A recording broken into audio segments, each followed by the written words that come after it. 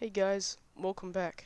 Before this video gets started, I just want to thank you guys so much for 27 subscribers. I can't believe it's only been a week since I was promising you guys to make the 20 subscriber special. So, for this 20 subscriber special, we will be doing a test tube setup tutorial video. So, stay tuned for that guys, and let's get into it.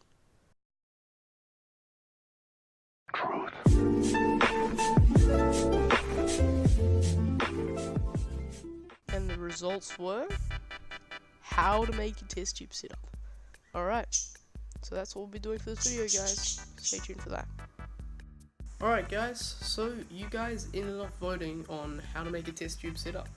So that is what I'll be doing. Yeah, let's get right into it. Make sure you guys stay tuned to the end of the video to see the update on the ants. Okay, so what we're going to need to make a test tube setup is, well, of course, a test tube, or a piece of tubing, depends what you have, but they both work. A Q-tip,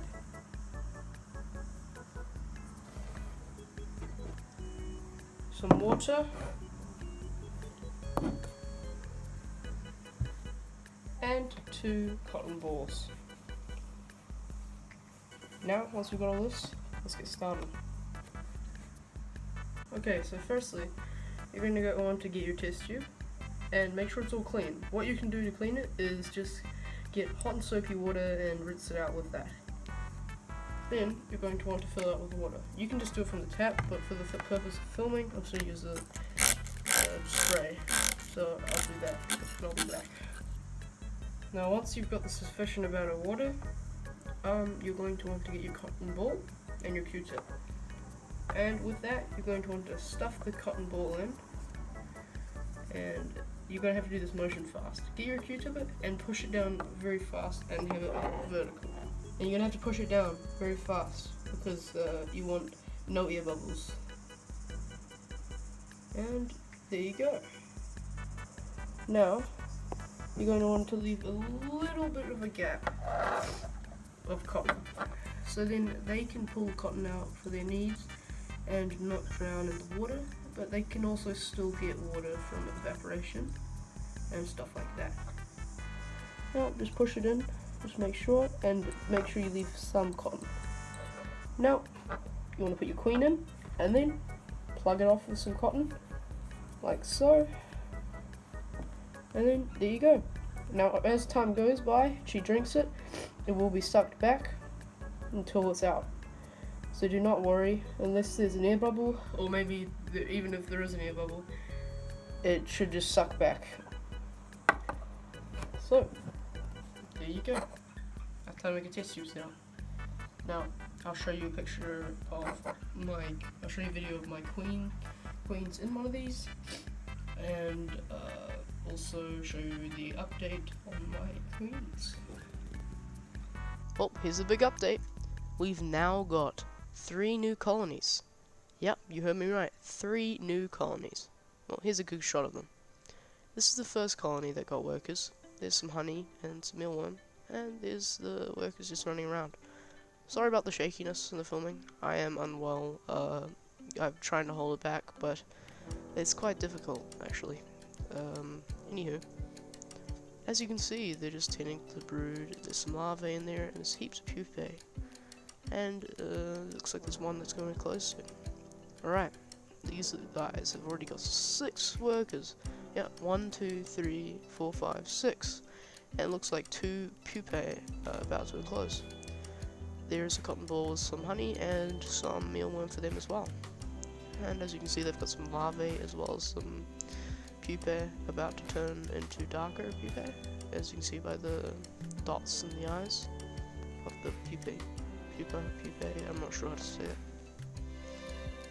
I've actually found out that these guys are Lasius niger, like all my queens, and that pleases me a lot because they're really easy to keep and they're adaptable to like everything, and I love the species in general, Lasius niger. So, next queen. As you can see, we've got a lot of pupae, probably like several pupae, and then we've got 3 newly-ish closed workers. It looks 2 newly-ish closed and like 1 a little bit old. Oh no, 4. We've got 4 workers. Now they've also got some honey, it's a meal one, and they're doing great. Look at them, such cute little creatures, aren't they?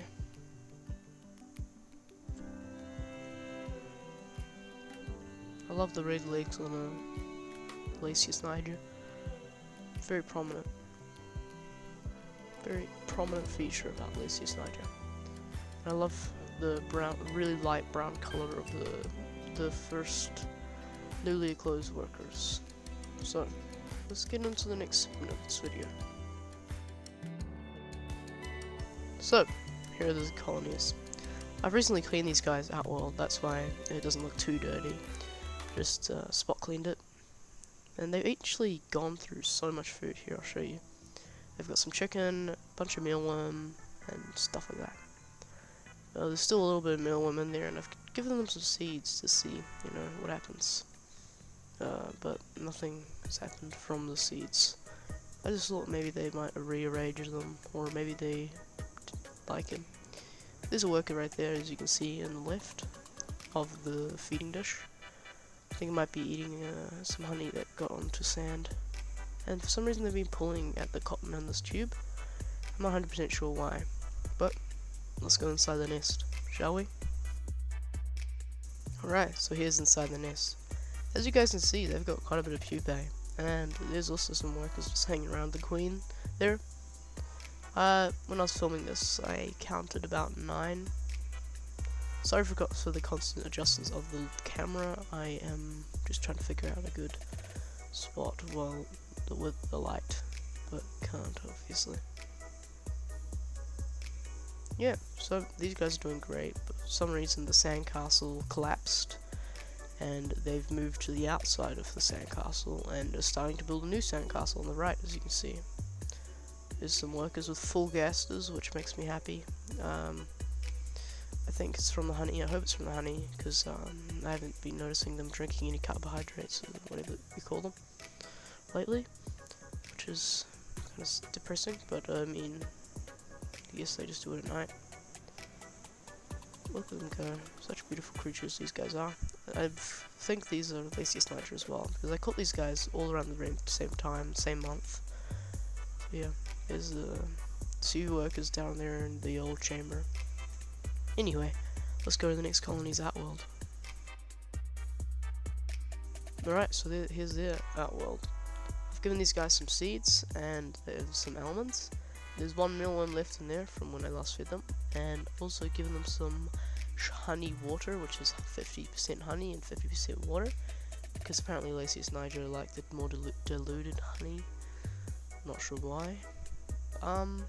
Yeah, they seem to still like the outworld, and they're just foraging around, trying to find a new area.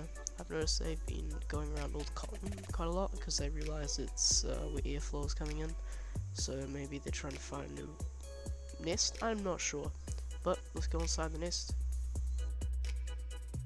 So, here's inside the nest. As you can see, there's quite a few workers sitting around the queen, and they seem to like gathering in the tube once in a while. But I mean, that's fine. They do what they want. They're ants. As you can see, the queen is sitting on a throne of pupa, and surrounded in larvae and worker ants, which is so cool. And they dragged in a bit of chicken I gave them from sushi the other day, which I figured out apparently I shouldn't have, because ants don't like spices or something. But they seem to be fine right now. Anyway, I love the look of all the larvae and the pupa around and under the queen. It's kind of cool. And she seems to be sitting in the middle of the tube, and apparently I read somewhere that Lasius niger only like 50% humidity, so that's probably why they are sitting away from the water. There's a bit of chicken, by the way. That's what I was looking at. They built something out of sand. Hopefully they're not building a nest out of sand, but if they are, it's gonna be hard to see them for you guys and myself. But they probably won't, since they don't like humidity too much. In fact, that's probably why the other guys moved out of their sand castle. Alright, so that's what was going on inside their nest. Let's go to the next clip. So, in the next few clips, I'll be showing you guys some new plaster of Paris and Waitong nests I've made. So, first up is the new version of this nest. So, as plenty of you know, last week I made a tutorial on how to make a plaster nest, and here's the new improved version of it. Now, I followed the same steps, but I came out with this outcome, which I'm proud of. Some sand in the top left corner, as you can see, and there's some nice little indents for just them climbing around in the inside of the nest, and the tunnels are great. I've got a little bit of an area where I can squirt water in, then the nest soaks it up. So yeah, it turned out pretty well. I'm pretty surprised how well it turned out. Even the tunnels look pretty good. I made that one actually today, when I was bored and sick. So, here we've got another plaster nest made with the same method, but different container. I think this is probably my best one I've made, maybe. There I've blocked off a hole for watering with some hot glue because it didn't work very well. So yeah, this one's pretty good. I made this recently, but not today, and I've hot glued a lid on, because apparently hot glue is safe for ants. I'm not 100% sure, but probably is. Alright, so I'll show you actually some Waitong nests I made today, because I was sick and bored as well.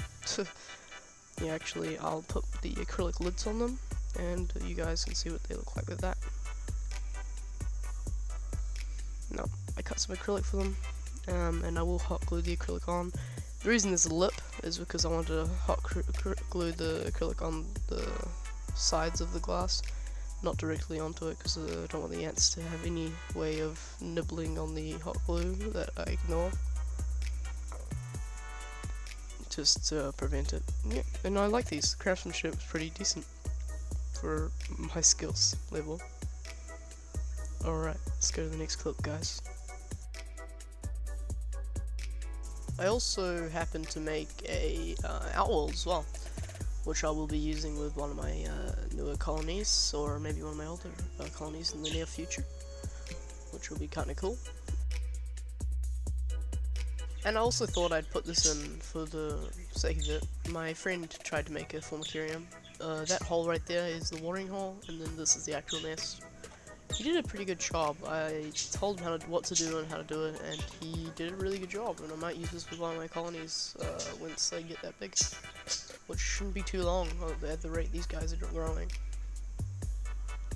Yeah, so it's a pretty neat nest, and I might use it as an outworld. That's why I cut it as like that.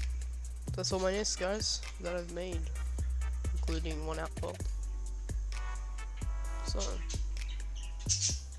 yeah. Pretty proud of myself. Thanks so much for watching, and make sure to like this video and subscribe to my channel for more. Please share it with your friends as well, it truly helps.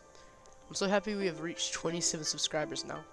It means so much for me just for you guys clicking that subscribe button to come back and watch my vids every week. I guess I'll see you guys next week in the next one. Bye!